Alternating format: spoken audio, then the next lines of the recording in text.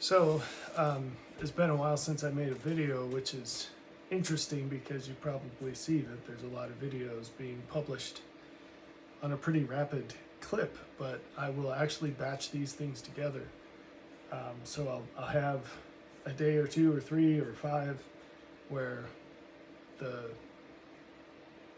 camera is rolling and I'm just nonstop thinking about things I could say and manage to divert an awful lot of those off into notes or notes for future videos or notes in books or notes that will become books. And that helps me maintain a higher efficiency. It's actually slower to make videos than it is to write as far as the information content goes. A lot of these videos are what I would regard as fluff. I know that for many people it seems a lot more intense than that, but for me it's fluff, and I really try to pare down the writing as much as I can and concentrate it. So with videos it's more of a flow of speech. And this is ironic and different. In the Book of Mormon, for example, the writers lament that they're speaking, they've advanced their ability to speak through the Spirit with greater ease than they have their ability to write with the Spirit. And for me, it's very much the opposite.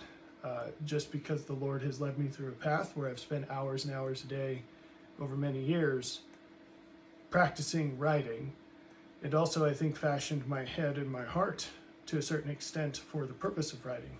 But I don't want to talk too much about that. There's a lot more to say there. Anyway, I wanted to make a video about some thoughts that I have been writing about related to, if we used tired old phrases, we could label this missionary work. Part of the reason our actions are so limited is that our thoughts are so limited. And part of the reason our thoughts are so limited is because, as I said to my son yesterday, we were talking at dinner, and he said something about trying something new. Oh, yeah. He said, why did it take so long for someone to try to sail to India by going west? Why hadn't someone tried it before? And I was thinking, well, there's probably a lot of reasons, but I said, what you're going to find in life is that in life, so many people are willing to copy what someone else has done, and so few people are willing to try anything new. It's shockingly rare. You probably think of yourself as someone willing to try something new, and frankly, if you're watching this channel, there might be some reason for that.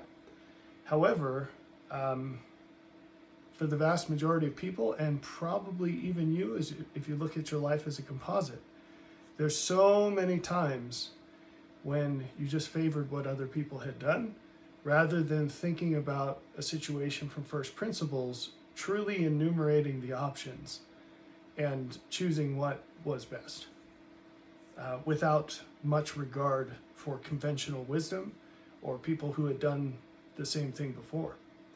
So not without much regard to people who had done the same thing before, but really processing their experience into the raw evidence and then inputting that into an impartial, objective evaluation of what you should do. It's super rare. And honestly, there are some positive aspects to the fact that it's so rare. I'll tell you, it's maddening. I don't know what other word to use. It wouldn't be right to soften it. It's maddening to be in situations where, as a person who spent your whole life practicing the art of objective thinking, to be in a situation where you are pressured or forced to do something that's absolutely not the best thing. And you know this, you can make a convincing case for this, maybe even a case that's above reproach, a Loctite case, no one can argue it. And yet to have to follow in the course of this, because most people are idiots, and they are so locked into doing what has been done without any regard to whether it's the best way to do it or not. So we had that brief conversation, me and my son, and that's the way that it is with life. And so we use language like this phrase, missionary work. And language is a two-way gate. On the one hand, it can draw you to better understanding of whatever it is you're describing. This can translate into actions you wouldn't otherwise take, or efficacy that would otherwise be beyond the bounds of what you'd attain. And all of this comes from the value of the meaning of the phrase. It's information that's represented in a very compact form. But the problem is that while language is a ladder on one hand, it's also a chain on the other. It's a ladder that takes you to a certain level and then no further. And the problem there, you'd say, well, climb up to the ladder and then see what comes next, right? The problem is that the ease with which it can lead you higher is also kind of a siren song that discourages you from the greater leap that will be required to keep going after that.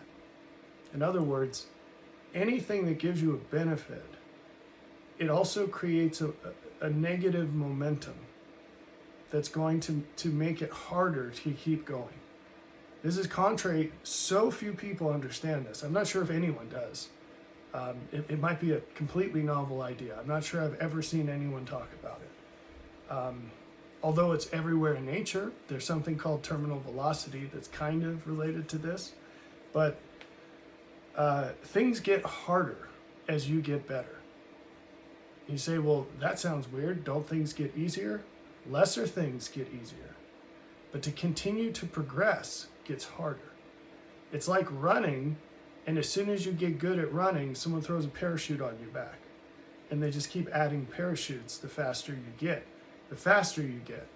So for someone that's clocking your time, your speed is going to be increasing at a slower interval or maybe at no interval at all, but you're actually getting faster. It's just the fact that you're covered in parachutes now.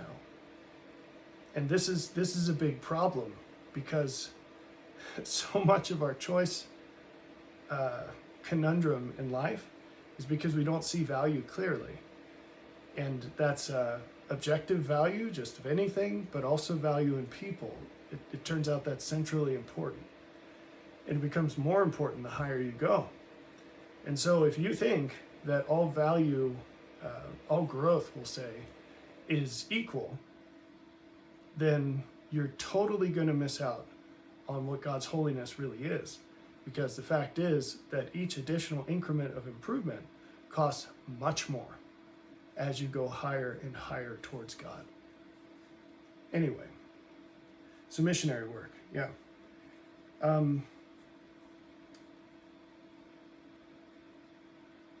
The way we envision missionary work is, how can we attack this? So the question, one question you could ask is, what's the purpose of this? And most people would tell you, well, the purpose is to get someone to join a church. That's completely wrong. Joining a church could be part of some process, but that's not the point, right?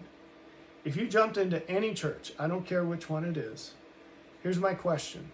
Is that group of people closer to Christ in terms of the similarity of how they live their lives versus how he would in their place than any other group of people? I don't know of any church, not even one, where the answer is yes. So what exactly is offered there? What is the objective? Why would people care? Why would people care to bring folks into such a church? And why would people care to hear about such a church? Why would anyone be interested in that? The only answers you can enumerate are all the wrong answers. They're things like they want to feel good without actually changing to become better. They want to feel secure about the uncertainties in life and death without changing. Or the changes that they are willing to make are very minor compared to what they'd like in return. Very minor. They want everything, but they're only willing to pay the slightest little bit.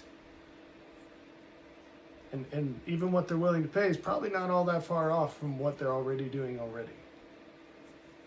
Anyway. So, we see this as a zero to much jump. Missionary work. You go from nothing to a whole ton. And that's the way it's carried out. Now, I've done my share of missionary work in the churchy way, and I think that I've been into it as much as anyone that I've ever learned about. And I think I've had as much success in it as almost anyone I've ever learned about. All of the times I've been involved with this, I have found much, much, much, much more success than my peers doing the same. So, and I've logged the time, I've given the blood, sweat, and tears to have the experience to know what I'm talking about here.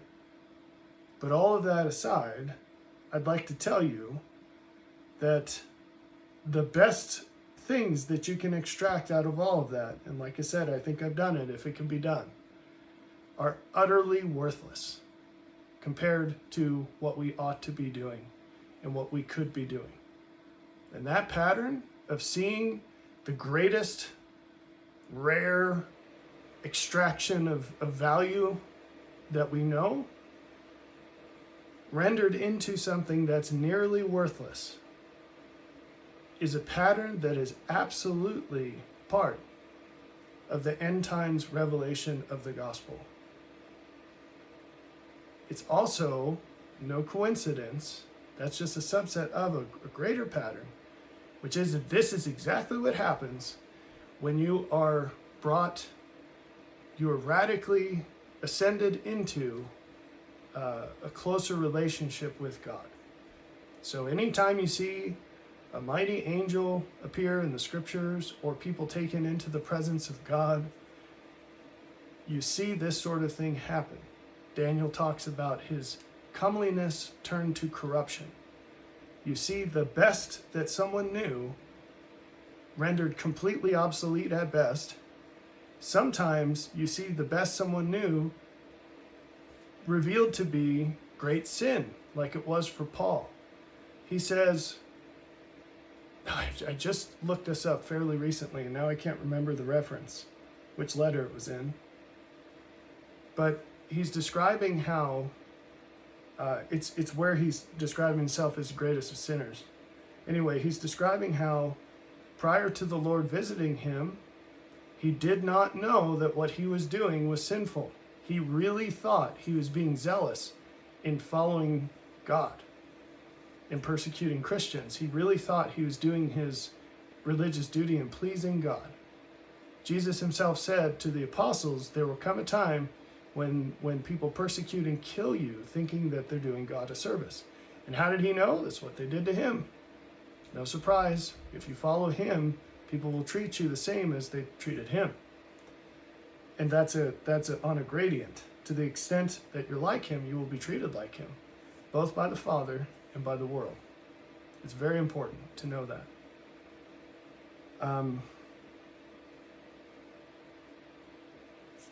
We could go deeper into that, but staying on topic here. So, when we talk about missionary work, we think it's a zero to much, but it's not a zero to much. If you really want to progress with God, you're going to have to learn how to take this miles away up in the heavens theology and bring it right down to every single moment of your life. It's super important. When you read the back of a paint can, there's a little section on every one of them and it says coverage. It'll tell you how many square feet it covers. And depending on the product, so I said paint, you could look at like thin set for tile or even caulk. They all have a coverage section. And a lot of these, they'll give you a chart because what it covers depends on what you're using it for. The way the gospel is meant to be used, there should be no part of your life that it doesn't touch. And if your theology is so limited that it only applies to certain parts of your life, you've got standing orders to figure out how to fill in those gaps. It's a question of what would Jesus do in your place in all of those times and settings. That is the challenge that is before you. If you don't know the answer, you need to find someone who does. Now the Lord knows the answer to that. But he also has a process that's better for how to learn the answer to that question. It's not just a situation where you're going to go off into a cave and fast and pray until he comes to you and tells you all things. You'll die before that happens. But there's an awful lot to learn, and it's a process, and he says line upon line, precept upon precept, here a little and there a little. And the way you get more is you have to live faithful to what you already know. If there are gaps, the reason is, 100% of the time, the reason is because you're not fully living what you already know. You're not putting the product on the parts that you know it goes to. If you fix that and ask him about the gaps, he's absolutely going to tell you. And we could go into how that's going to work, but again, we got to stay on topic. Well, that is the topic, basically. So often we're locked into these churchy phrases and churchy ways of thinking. We need to move away from that. We need to learn and live a practical gospel. So what does that mean when it comes to missionary work? It's vitally important that you understand and live this. And it's two-way. You need to know this to more effectively share what God has given to you with others. And that is really important. But also, when you learn that, you will also learn that you're on the receiving end of it as well. It's a chain. It's a network from heaven to earth through time and space. And it's a network of light.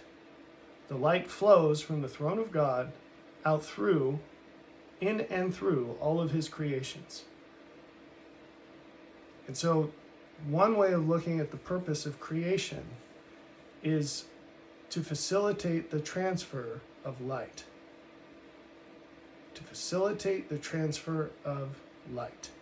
To make a way whereby all of us can learn more about and live more like God. When I say that, a whole bunch of people are going to take that gift and shrink it down to what fits into their little churchy box of understanding. Blow that thing wide open and think about how it applies to every single facet of your life. What is light? What is truth? What is good? What is beautiful? What is useful? What is valuable? What is worth it? All of that is what comes from God. It is what is good. It's a mystery. It's not easy to figure it out. The world thinks, the Christian world thinks that the challenge of the gospel is subjecting yourself to God's will as you know it. That's the easy part, folks. That's the easy part. You're at home learning how to tie your shoes when there's a race to be run. The race is the point, not tying your shoes. God has blessed you with a divine capacity for understanding, action, and feeling. But you live as less than an animal. The animals came to Noah because they saw in him something that reminded them of God. And they reacted to it. Animals reacted to it. This is not a figment of the imagination. It's exactly what it means when we read in Isaiah that there will come a time when a young child plays with a poisonous snake. when lions and other predators lay down peacefully with cattle? What affects the change? You see, they don't have the direct access to God that we do. They don't have it in the same way because they're not created the same way. Their machine can't pick up that transmission the same way that we can. The dust of the earth yields to the voice of God. It's not a hard thing. What makes it hard is not some grand thing I'm not willing to sacrifice my son like Abraham did with Isaac. It's not some grand thing I'm not willing to be burned at the stake for the testimony of Jesus. It's not some grand thing I'm not willing to spend my whole life preaching to people that aren't listening and trying to kill me while building a giant boat like Noah did. Those barriers are very much afar off from where you stand. Your barrier is what you do today. It's lying about that thing that you're going to lie about today to yourself or someone else so that you or they feel better than is merited by reality. It's seeing something that you could do to make the world a better place in your own little way today, and only take 5 seconds, and saying, no, I'm good. I don't care. It's having your kids do something for the 5 millionth time that you haven't corrected them on, and letting it be the 5 millionth first time. Because it's just too hard, you'd rather scroll through your phone. It's also slightly bigger things, like you going off to work and working at a job where you know that what you're doing isn't making the world a better place at all. Because you're a salesman selling what you know to be junk, or a secretary doing nothing at a company that also does nothing worthwhile. Or on and on and on and on and on. Not that salesmen are bad or secretaries are bad. But the point is, any job you look at right now, the vast majority of them are a total farce. Where what you're getting paid in historical terms of value is far beyond what you're contributing. And all of you go out to work looking to get the greatest gain. Maximize the dollars in return for the work given.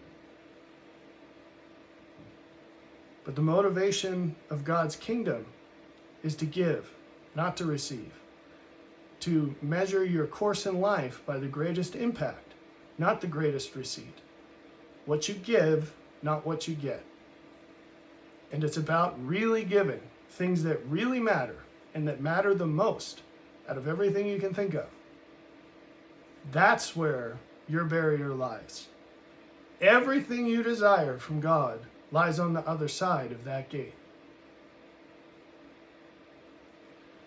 So the first step of being an effective missionary is to actually live what you believe in all the small ways.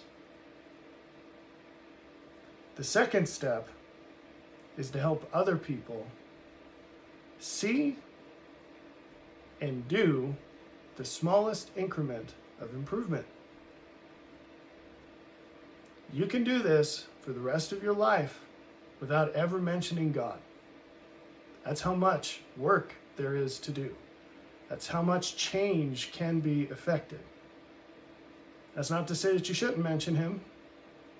It's just to draw attention to the vast array of opportunities that are going by the wayside every moment of every day in your life. So on the one hand, these are huge things that matter more than anything else to you right now. On the other hand, they are so tiny and insignificant in terms of the effort it takes to change them. The challenge isn't lifting some heavy weight or something you have to go through some huge process to be prepared for or anything else. It's just, are you truly willing to believe what you say you believe and to actually care about other people or not? So, we talk about examples of courage, for example, where the sacrifice being asked is some huge thing, but just something you have to do once. Well, you can psych yourself up or even take some drugs or something and do one thing one time. If you just waited for one of those days, I'd say no matter how depressive someone is, they probably have one good day out of a year, right? That's probably not too much to ask. If you just live out your life till you have that really good day where there's one moment that you feel really good, and then you do the big sacrifice that only takes a moment, well, hey, you're good, right? And this is actually how most Christians come into their Christian beliefs, is they say the sinner's prayer or go to whatever church and do the thing that they require for entrance. And it's a moment of contrition, a moment of need. And they basically do the arm wrestle and they're in and they're done. And now they can revert back to not caring about anything really and just going through the motions. And guess what? The light fades every single time it fades because they haven't entered into a path. They've just done a thing. Do you see the difference? They're not becoming someone better, someone more like Jesus. They've just done a thing that maybe he would do. One thing. So, in practical terms, this is where it gets really interesting. I want to talk about dating, and that's something I do a lot. You might be rolling your eyes right now, and fair enough. When we teach things, we have to use language that we're familiar with, because the only way to define words is to use words you already know. And one clever trick in teaching complicated things is to leverage things ideas that people are really comfortable with. This is one of the strengths of teaching in analogies. No one's going to get stressed out when you talk about putting a trash bag into a trash can. It's something we've all done a million times, right? But if you start talking about particle physics or math or something, like everybody gets real stressed out really quickly. And it activates your fight or flight mechanism. It's really hard to think clearly about new ideas. So using building blocks is really important. Everyone seems to know an awful lot about dating. So it's a really convenient analog for a whole lot of things, and it actually overlaps quite a bit with many ideas in the gospel. So I want to mix and match this as we approach the idea of missionary work. And why I say mix and match is this is going to be a two-way situation where you'll come away from this with a much better way of handling dating. And so if you're still in that, you're going to get something out of this if I do my job and you do yours. And if you're past that, you're going to gain a lot of valuable things to teach to younger people, but also you'll find that this applies to your daily life even if you're past that. Okay, so how does dating work? And I'll confess that much of this was triggered by thinking through a conversation I had with someone who's still very much on the dating market, a friend of mine, a male. And so, he goes into civilization, right? And in civilization, there are people, and maybe he's going about the things he has to do anyway. And all the time, there's this is my Knight Rider light. There's the Knight Rider light, where he's just constantly processing all the information. And in that information is, here's some attractive ladies. And so if someone crosses the threshold, there's a series of questions in his mind about, and how intentional this is an open question. It's going to be different for everybody. But is there a way where I could escalate this and investigate further? So everyone has tricks for how to do this. Usually someone's going to drop a pickup line or something. And one characteristic quality of this phase of the process is that it's extremely superficial and insincere. So there are people who perfect this like salespeople perfect an entry point on a sale, an initial contact. And maybe they have a menu of options to go with, and they practice these things. They hone them and they grow them and prune them based on results. And there are guys who do this too. Whether that's good or bad, you'll see my opinion in a minute on that. Okay, so set that aside for a moment. We're going to come back to it. And now I want you to think about the relationships that you grow in your life. And I will say here that I hope that this is valuable to all people. I am specifically addressing men. And there are reasons for that that aren't super important. But if you're a lady listening to this and some part of this doesn't apply, there's probably still a bunch that does. But I'm not really going after that at the moment for reasons. Although when I share with you what I suggest you do, I think you'll find it's much more applicable to men and women for reasons that I hope are obvious later. Okay, so with the man, water break, hold on.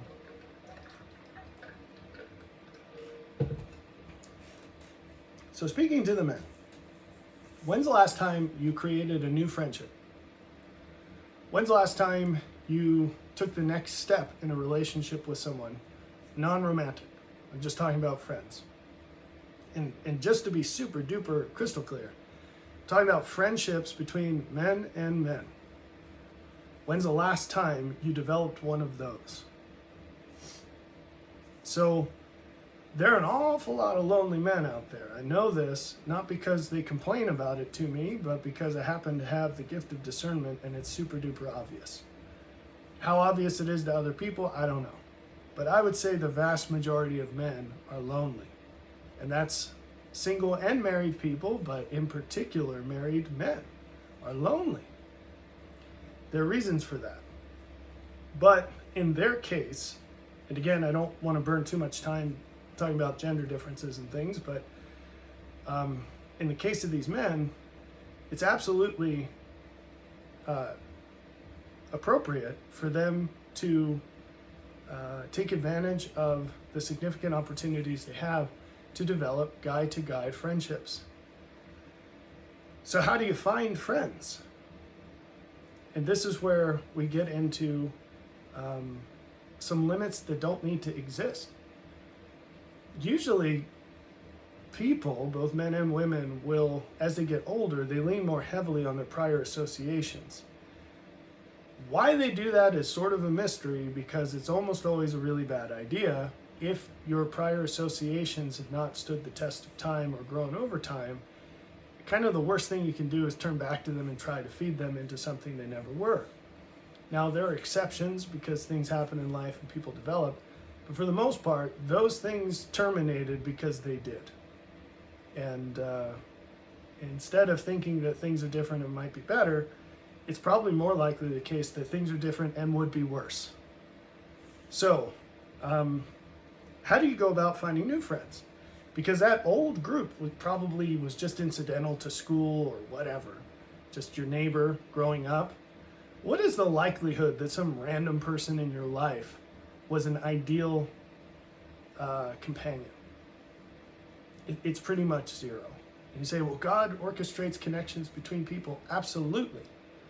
But you ought to have some really strong reason to believe that there was some other sorting criteria there. Like here's an example that both strengthens this and weakens this argument. So that's interesting. But going through high school, I went the rounds to make friends with everybody. Not to be some, pushover whatever, but I really wanted to make sure that I gave everyone a potential I wanted to be friends with whoever would be interested in that, and not to exclude up front or dismiss out of hand any potential valuable friendships. And so I went out of my way to get to know people. And also I was uncomfortable getting to know people, and I wanted to fight that and develop the ability to just talk to people. And so I went out of my way to meet everybody in my grade.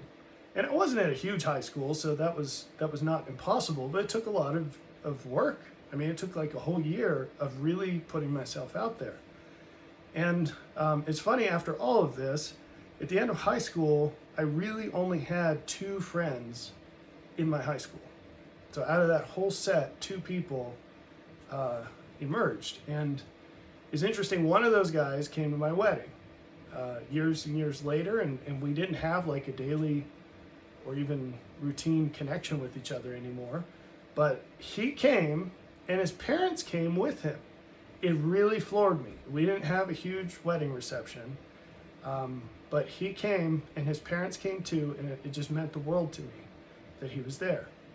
And anyway, the other one, she kind of went off the rails and got into crazy town for a while, but she's doing great now. But we've grown apart. So even then, like, I don't contact these people anymore. I wouldn't even know how to get in contact with them because Facebook was the connection there. But anyway, so as a result of that, like, no one passed the cut. No one made the cut out of that whole set, right? So that's interesting to think about. But the two that did at the time, there were reasons why they made the cut. Really lengthy reasons compared to everyone else. So, leaning on previous relationships is probably not such a great idea. So now we're going to spend the balance of the time talking about developing new ones. And then we'll link it to missionary work. And hopefully you'll see how this is the middle part that's missing. From where you are right now to where you want to go as far as helping other people and also receiving help from other people. So, we all have a template, whatever it is. I shared one that comes from another person, but I think it's pretty generic, of how you would approach a dating situation out in public. Because you don't have some huge process to funnel people into a final ask them out on a date, right? People don't do that.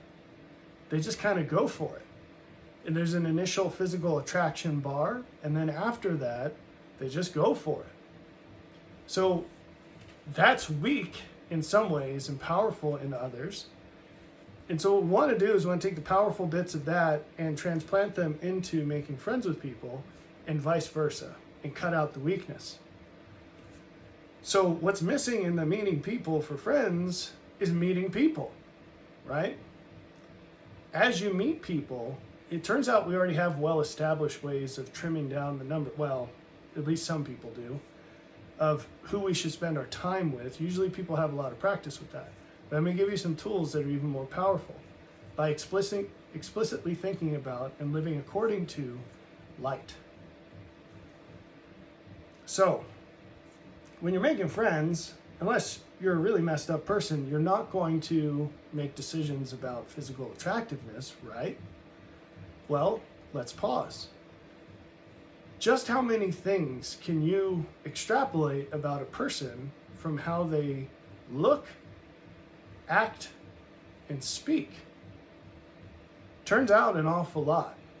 So for example, I probably wouldn't think very highly of someone who's putting out a public video dressed in sweatpants, okay?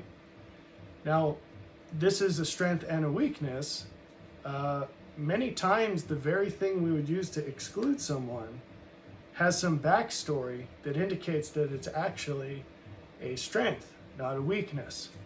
In my case, I am so busy that this is the time that I can make these videos. And it's sandwiched between my morning devotional and a workout and a shower and the rest of the day. And so this is what it is. Early morning videos. I have not picked out my clothes for the day. This is just the garb. I keep it in a cabinet in a bathroom so I don't wake up my wife when I get up at the crack of dawn and get into the day, right? Jesus demonstrated this principle when he went out of his way to do things that people assumed were indicative of negative value, like healing people on the Sabbath or not washing his hands before he ate. Those weren't things that he was doing anyway.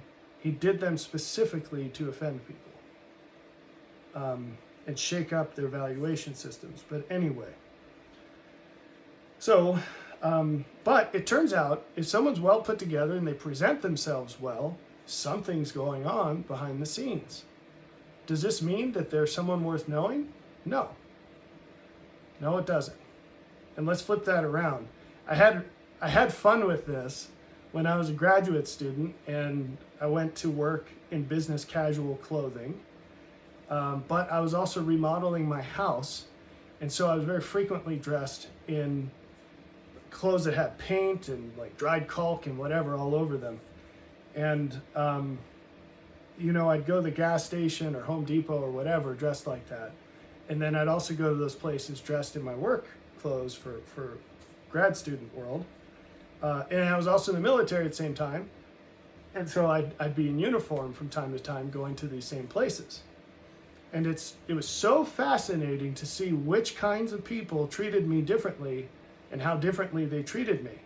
As an example, when I went to the gas station in business casual, there was a palpable barrier between me and the tradesmen and those kinds of people that were at the gas station. When I went in tradesman clothing, people held the door, they were laughing and joking, everything was very different. And I found that hilarious because I was the same exact person. It was like going incognito. Which mode was incognito, I don't know. But, and then those of you who were in the military or are know that people treat you differently when you're in uniform. So, one time I was in uniform just eating McDonald's, and an elderly gentleman came up to me. He wasn't that old, but an older gentleman. And without saying a word, he just shook my hand. And he started bawling. Just not uncontrollably, but just tears were rolling down his face. And I felt uncomfortable, to say the least, but I just figured something was going on and I should let this guy have his moment. And he's, I assumed maybe he lost somebody that was in the service. And it turns out he had been in Vietnam, and he had gone through some hard things, and it still affected him. So we had a good conversation. But anyway, people treat you different based on how you look, it turns out. And this can include body language, it can include how you speak, all that stuff. It turns out it matters. And so I'll leave it to you, just for the sake of brevity, to connect the dots. You can look, there are resources on this. What things convey value in those regards? And I just encourage you to realize that so much can be encoded in this. That's not to say to take it too far, like I said, but notice the value that is there and give it an opportunity. The positive stuff, give it an opportunity. So you can find out if some particular attribute would indicate that someone's a hard worker or not. You can find out if something indicates someone's super, they're particularly superficial or not. You can find out if people are attentive and self-aware or not. So someone who smells bad probably doesn't know they smell bad. And if they do, it's even worse, right? So that's an example. And on and on and on. And I just encourage you to pay attention to this, because you can get down to the smallest little details that you'd be amazed at what they might imply. So what do I mean by that? Well, let's leave it at that. Small things can be very, very big things. And I'll tell you, I'll go as far as to tell you that one secret of prophecy is just seeing things that other people look at but do not perceive. It's amazing. We'll leave that to be dug into another day. Okay, so physical stuff matters, all right? So you might, if you're looking for friends, you might not, oh, and let me specify, sorry. The word friend, this could be its own video. The word friend means different things to different people. In the world, friend means someone who makes you feel better than you would otherwise feel, basically. In the kingdom of God, a friend is someone who is able to receive what you have to give that is of value. And I hope it's obvious how different those two things are. The world sees friendship like this, a mutual a mutual sharing of value. In God's kingdom, friend is a flow. Remember, we say friend and foe, but in God's kingdom, a friend is a flow, right? Jesus called people his friends who betrayed him. They were not there for him at any time when he needed them. He hardly ever needed them. But in the slight ways and at the slight times when he did, they were not there for him. And he called them friends. So what does it mean? He says, you're my friends if you keep my commandments. Well, if you love other people like he loves you, you're his friend. That's what it means, okay? But it's to receive the value that he has to give. People rightly admire Abraham, and they say, well, he was a friend of God. Yes, he was, and he obeyed all of God's commandments. And that is a wonderful goal to have. But God also called people his friends who betrayed him. Jesus did.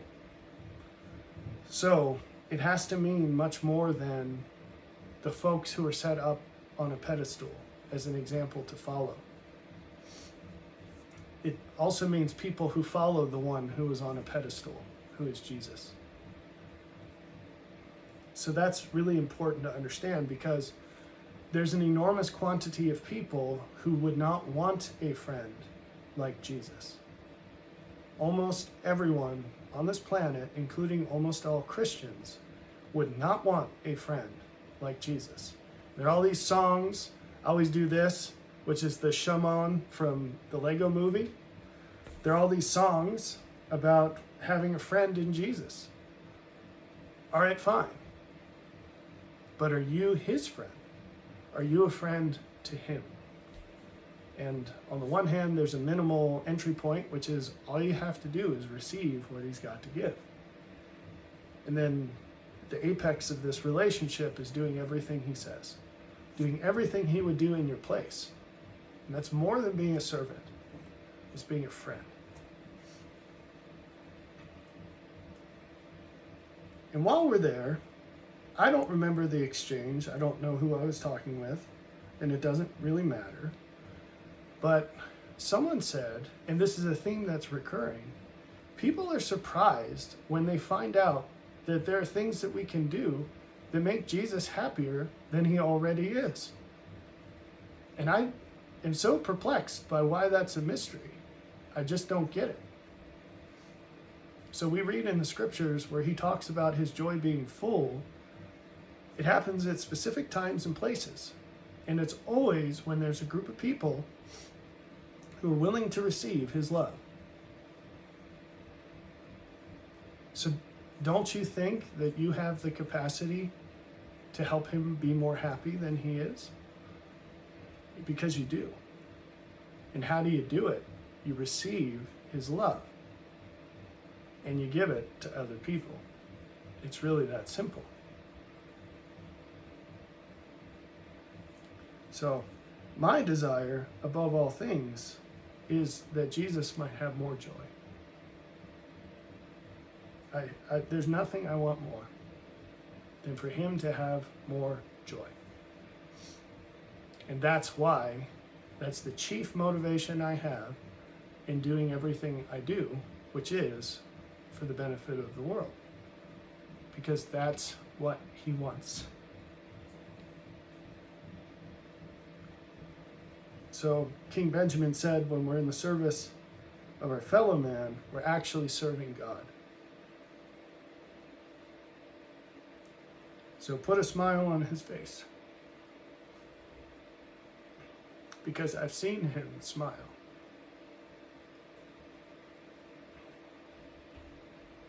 And I'm not aware of anything that's better than that. And I've been through and seen an awful lot of things. Anyway. So, there are clues that you can pick up at a distance when you're looking for friends. And now you have a better understanding of what I mean by that. People who can serve you and people you can serve. So, how are you going to find those people? Well, you look for the context clues that would indicate that this is a person worth your time. There are many people in this world, and you have to have some sort of prioritization algorithm to generate the greatest impact with the limited resources, because we all have limits in our resources. So you're not going to go through this full process with every single person. You can't. You will run out of time. And so the question is, how do you find the ones that are most likely to receive or give the greatest impact? And it's hard. But as you do it, you'll get better at it. So beyond the physical clues, now you have a set of people who've passed that threshold, and you move on to interaction, just like you would if you were looking for a potential date. And by the way, this is the first thing we can carry over. So we've carried over an initial physical threshold from searching for a date to searching for a friend. And now we're going to carry back to that, searching for a date, this idea of looking beyond physical beauty. Because when you're looking for a friend, who cares about that? You're focusing on things that are within their control. So it's not the looks they were born with, it's what they do with what they've got, right?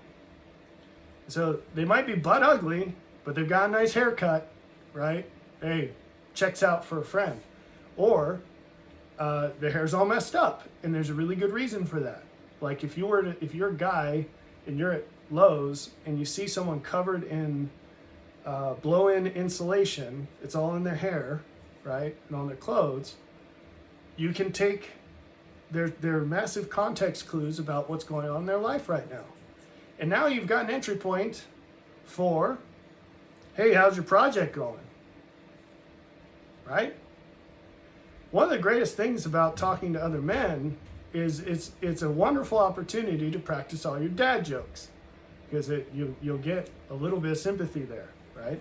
And even if they don't think it's funny, they might be more likely to tolerate it because they'll appreciate how difficult it is to land one of those, right? They'll be like, that was terrible, but you're courageous for trying, keep it up, right?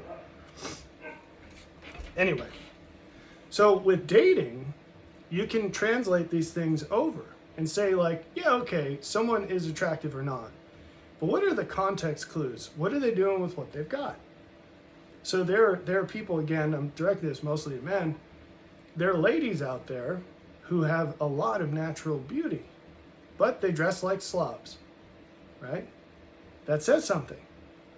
That says something. Or maybe they're not the most attractive lady in the world, but they've obviously spent some time braiding their hair or something like that, right? Picking out an outfit that actually looks good on them. Well, that means something, okay? So, but there are things that go far beyond that, where it's not just a question of attractiveness, of physical beauty. There are context clues about things. So let's say that you're at a place and there's a lady who's working at said place. This is not going to be a remarkable thing in a restaurant, for example, where the lady is a waitress or a bartender or something. That's a very common thing for young ladies to do for work. But what if, we're just talking about Lowe's and Home Depot today, I guess. What if you're at the hardware store and you see a young lady working there? That's odd. Most women that work at those stores are older women, much older women, and they might not do very well as waitresses and bartenders. So now you have an entry point, right? That you can say, hey, out of curiosity, do you like working here? Which you don't really care about, but it's an entry point for the next question. It's just less creepy, which could be, why Home Depot? I mean, you probably do really well as a waitress or something, and I don't know, but I've heard that the tips are pretty good with that. And then you might find out something super interesting. Because if she says, well, I don't like talking to people, like maybe that's not going to go anywhere. But what if she says, something about it's highly unlikely she would tell the truth if this is reveal the truth if it's the case. But what if she's like, yeah, well, I figured I'm really interested in meeting quality men, and I think the guys that come to a place like this are higher quality than the guys that come to a place like that. And I'm learning something on the job too. I learn all about the stuff that we sell and home improvement stuff. Well, you've got yourself a gem there, fella, right? So pull out all the stops and do what you can to get that gal on a date. That's an exceptional young lady. Odds are she's going to withhold a bit, and that's also in its own way a good sign, and say something like, that's not false, but it is obscured. Say something like, well, I figured I'd meet better people here. That's the same thing. She's saying the same thing, but she's saying it in a socially acceptable, self-protecting way, right? So either way, game on, green light, go. So the physical can give you clues way beyond the beauty, all right? Beauty is a question of threshold and then move on.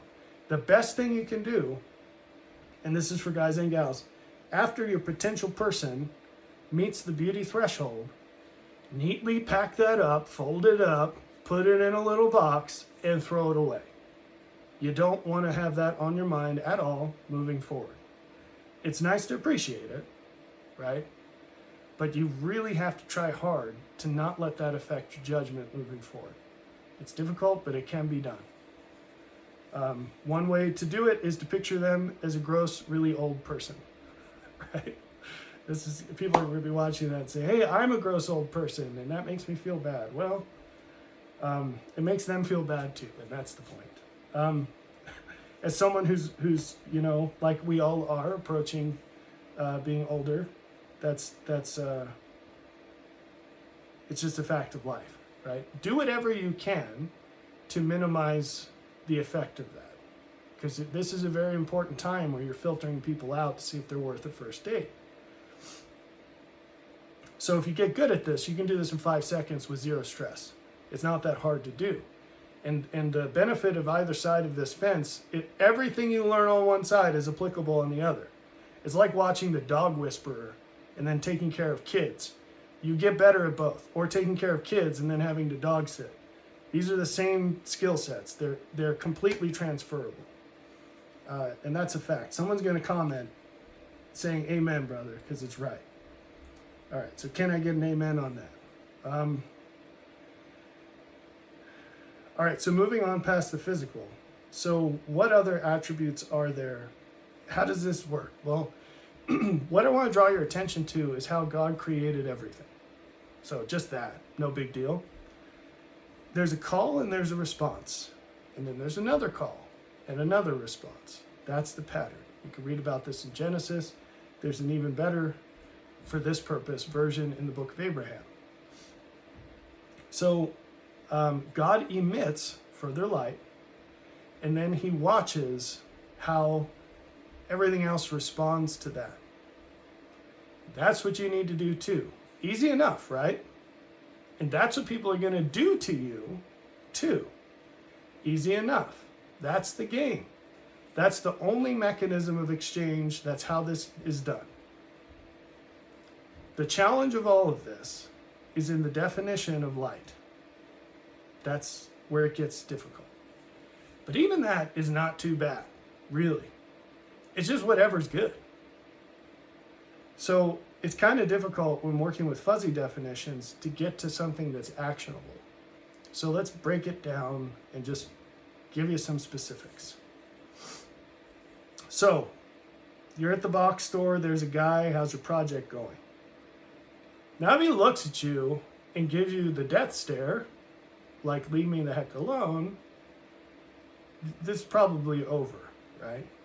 Or if he says something that's very obviously designed to communicate to you the idea of shut up and go away, then it's probably over.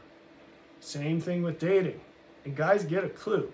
I saw online some comment on a YouTube video at some point from a benevolent divorce lawyer who was talking about he said something like most men have never met a woman who's actually crazy about him. And if they had, they wouldn't give most women the time of day. Because it takes like a half a second to find out if a woman's crazy about you. And then it's yours to lose. It's not like she's stuck in that. But women start above or below the threshold as far as how they see men. And then it's yours to lose from there. That's as high as it's ever going to get, basically. And then it's yours to lose from there.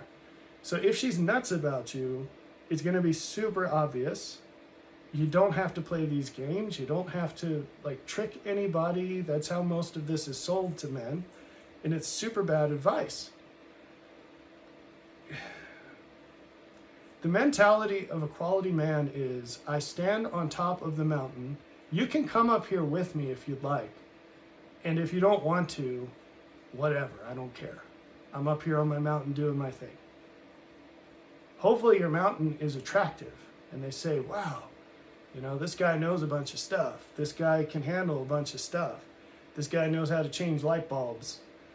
He's never eaten quiche. Whatever it might be, right?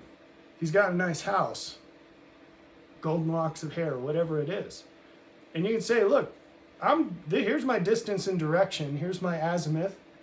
You can come with me if you'd like. And if she says, well, he's like, all right, see ya. You don't even let her finish. She's like, see ya. I'm on purpose and doing my thing. You can come up here and join me, or you can go away, and I don't really care. Someone else will come along. And if they don't, I don't care. I'm doing what matters to me. Right? You can be a part of it, or you can go away. That's the attitude that you ought to have. Good women are attracted to that. Bad women are repelled from it. And so you solve a whole bunch of problems with one stone. I don't know how many problems that's up to. It's a lot. So the same goes with finding friends. But the thing you're doing there is saying, are we really on the same mountain? Is there an overlap in our mountains here? So if the dude replies when you ask him about his project, you say, yeah, man, he says, this is a pain in the butt. I can't believe how hard this is. I never would have done it if I knew. That's a whole ton of information. What are you going to do about it? Oh, I did this once. It is a pain in the butt. What are you working on? Or why did you decide to do it? Oh, my electric bill's too high. You can just kick this off, right? Now, in normal conversation, it's kind of hard to say, well, how is this light? I don't get it. Because you're so used to normal conversation. It's a language that you're used to. And so the parts of it that could be different won't be really obvious, because in that language are embedded opportunities for it to be exceptional, and the gravity will be towards it being very mundane and normal. So how do you bridge that into something different? Well, I actually encourage you to look at Ruth chapter 2, I think. So in Ruth chapter 2, or wherever it is, in Ruth, you have the story of the first day of interactions between Ruth and Boaz. It's massively important. All women should read that too. And if you're not on the dating scene, or that doesn't lie in front of you, you should be reading it to teach it to your daughters and granddaughters and any random young lady that will tolerate you teaching it to her. So, and if you're a man, the same thing goes. So, it's so fascinating to go through that and dissect it into call and response, call and response. And what you find is, Ruth didn't show up at Boaz's doorstep. That's not how this went down. She found a field that was really big and was being harvested. She was looking for food. Now, her intent was to find some man to marry her. That was her gateway to supporting her mother-in-law, which is what she was all about. That's why she came to Bethlehem from Moab, where her husband died. So, where she was from and where her husband died. She says, oh, here's a huge field. Field equals food. Law of Moses says I can glean behind the harvesters, so whatever they leave behind is fair game for beggars. So she goes in the field and she starts working like a maniac. Now, during the day, the harvesting employees interact with her, and everything goes great. She wasn't nasty. In fact, she doesn't just start plucking grain, which is her legal right. Under the law of Moses, she could do it. She goes to the workers and says very politely, would you mind if I jump in here and start picking what you leave behind? And they're like, yeah, sure, go for it. And they have these interactions, right? It's right there in the text. So Boaz comes along to check on his workers, and he notices her. And he says, who's that? And they say, oh, that's Ruth. She came from Moab. Her mother-in-law is Naomi. And she asked us really nicely if she could come join us. She's been working all day. And she even spent, when we all took a break, she took a break with us in the house. And this tells him a whole bunch of information. It's one little sentence or just one verse. And it's packed with information. So what does Boaz glean from this? One, he sees her and she's noticeable. Okay, she's probably very pretty. She doesn't look like the rest of the riffraff gleaning the fields, okay? Because she hasn't been a beggar her whole life. And you're out there in the sun and you're just getting by, it makes you haggard. Whether you're a man or woman, you look rough, okay? But she had a husband and she was living in a house until he died. And so she's new to the party. She looks out of place and she's young. She doesn't have kids yet. She's very young. So,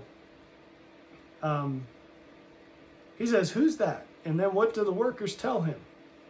One, that she's really nice. She asked permission on something that was her right. She was still very respectful.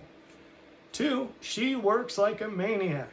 She's been working this whole time, right? Just like us, but she's not getting paid. And it's the same motions, but these guys reaping, they're getting a lot more in return for their work than she is. She's just picking up what's left behind. And it's harder work too. Like when you're in there and you're reaping, so I know this, I've done this. It's like a fluid motion, you're just going out like a machine. When you have to pick up the little heads that get left behind, it's really tedious, it's terrible, right? And you're just getting a little bit of grain with every time you bend over. It's not fun. So, then he knows that those workers invited her into the house for a break, which means they found her attractive. Not just physically, like they wanted to spend time with her, because that's not something that they would do otherwise. It was weird. And so there are other signs, but that's, so then he calls her and talks to her. Right? And it goes from there. Back and forth, back and forth. The things she says, she's super grateful when he shows her kindness, all these things. And you can see this ladder of emissions and response. And the response to you ought to be an emission of light from them. Because whatever God does, it edifies, right? It's not just, so I said a flow before, right? Like a river. And that's true on one level. But on another level, it's like playing tennis or ping pong. And so imagine just hitting the ball and you're playing someone who's terrible. And the ball just goes past them every time. Now imagine that you're playing and they're able to return it. How much more fun is that, right? And so that's what's going on. The Holy Ghost, it aggregates. Light cleaves to light. It gets better and better. There's more and more as you go through. And so how does this translate to real life in either situation, dating or making a friend? Do you learn something that you didn't know before? Do you have ideas on how to make things better that you didn't have before? Are you more confident in the ideas you had than you were before? Because now you've presented them to someone and maybe they push back a little, but you come away from it even more confident because you overcome someone else's challenges to those beliefs. And so on. The point is what is given and what is received. And if there's growth, if there's more there, You keep going, right? You double down on your investment. You keep going. I mentioned the Home Depot lady before, and maybe she says, oh, I work here to meet interesting people. I've got to make money, and I figured, hey, among the choices, why don't I pick something where I can meet interesting people? Great, so keep going, and then maybe she'll put more of her cards on the table, and you can go from there. Because women, a wise woman withholds. She'll open up over time, but not without sufficient reason. So with friends, it's the same thing. With a random stranger that you're meeting for the first time, it's going to come to the point where you have to decide, do I want to prolong my contact with this person or not? And that becomes kind of a big threshold, because if you're just talking to a random dude in an aisle, it's kind of hard to get to the, like, hey, what's your phone number? We should hang out sometime. But I'll tell you, I have experienced this with people before. I picked up a guy once. There's a river by where I live, and sometimes people will float the river and try to get a ride back. And I, for whatever reason, picked up a guy once, and we chatted. He had a business card. He said, look, you seem like a really cool guy. Anytime you want to float the river, just call. I'm here like every weekend over every summer. Just give me a call. And I was like, oh, thanks. And he was really nice, but I ain't got time for that. So I didn't take him up on it. But that's the sort of thing that will happen. And you could be the card giver or the card recipient. And by the way, you know, it's good to be wise as serpents and harmless as doves. And having a business card is a really good tool for establishing those contacts, because then there's no pressure. They don't have to reach out to you. You don't have to make them feel uncomfortable, but giving someone a card is a really inexpensive thing to do, right? A business card. And that could be a way to maintain the contact with a new potential friend. There are other ways too, right? And maybe it's something where you're not really giving them the keys to the kingdom, so to speak, so that they can harass and stalk you, or vice versa. Maybe there's a lower key thing where someone says like, hey, I bowl here every Saturday at 2, or most Saturdays at 2. If you're ever interested, come hang out, right? Or whatever. I don't know, whatever the thing, you might go fishing every once in a while at the same place or something. So maybe they don't have your contact information, but they know where to find you. So something like that can be really helpful.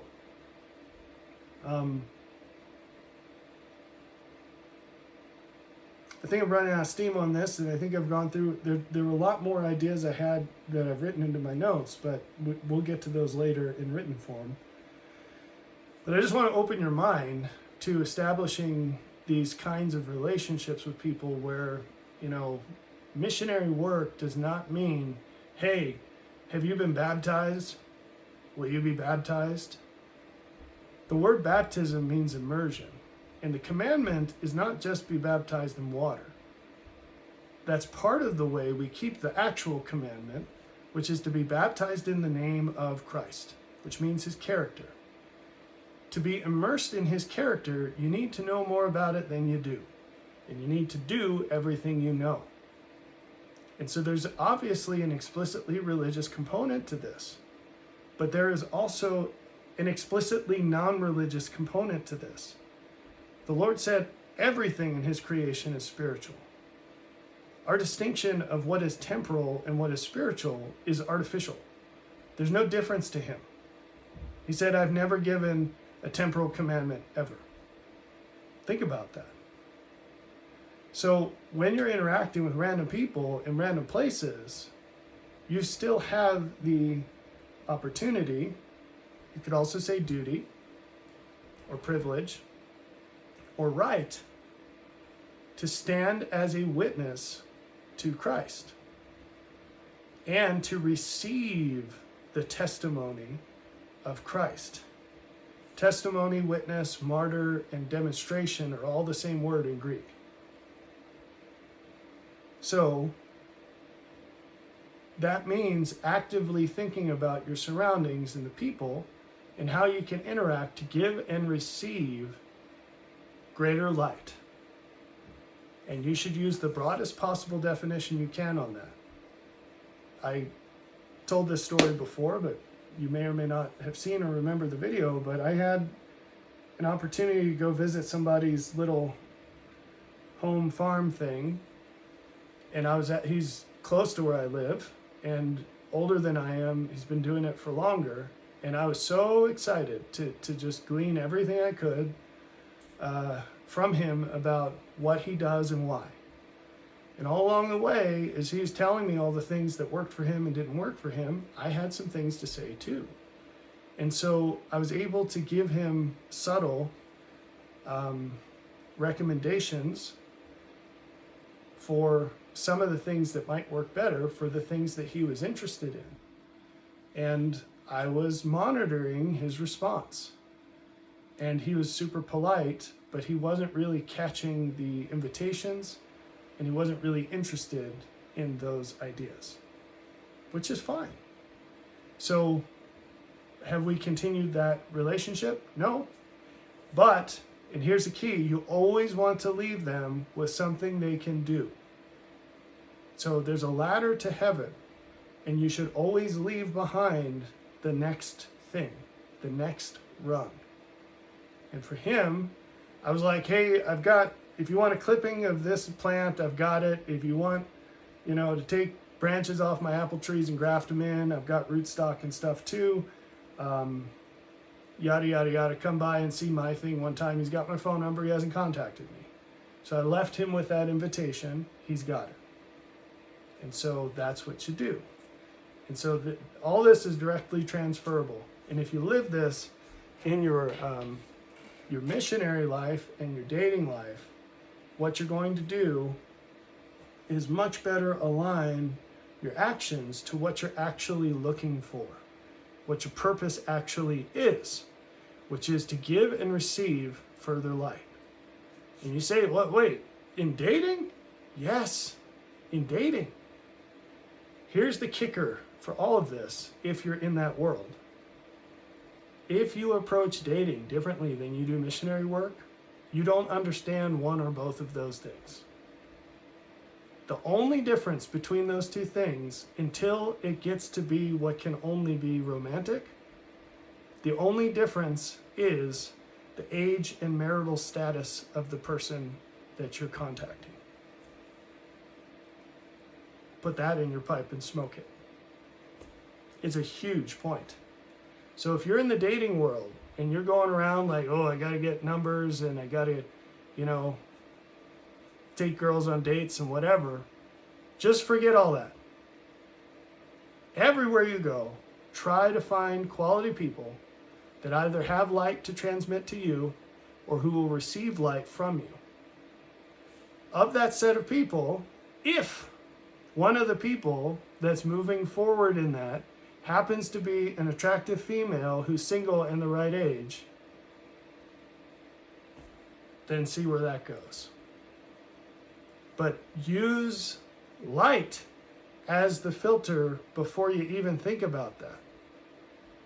And I promise you, you're going to open the door to wonderful possibilities that you're closed to before that. And by the way, that's good advice for men and women. If you're a young lady and you're eligible, you're single, stop thinking about guys that you want to date. Start looking for guys that have more light than you. And then of that set, if there's one that you don't find disgusting, then keep going. And you say like, well, what do you mean? I have to ask him out? No. Look at the example of Ruth. You never have to ask out a quality man ever. Ever. You just have to be in his awareness. If you're on his radar, he will ask you out. And if he doesn't, you don't want him. It's that simple. Okay? But opening yourself to finding light, it should be a lot less stressful because you're not worried about, high stakes, whatever. There's no high stakes. You're looking for information. That's all. And no matter what happens relationship-wise, you get to keep everything you find. It's yours. Once you hear it, it's yours. You can do with it what you like. And so from there, maybe among all of that, there's a guy who fits your criteria for what a relationship would be, a romantic relationship, and you go from there. Piece of cake, right? Well, have at it. Let me know how it goes. I'll see you.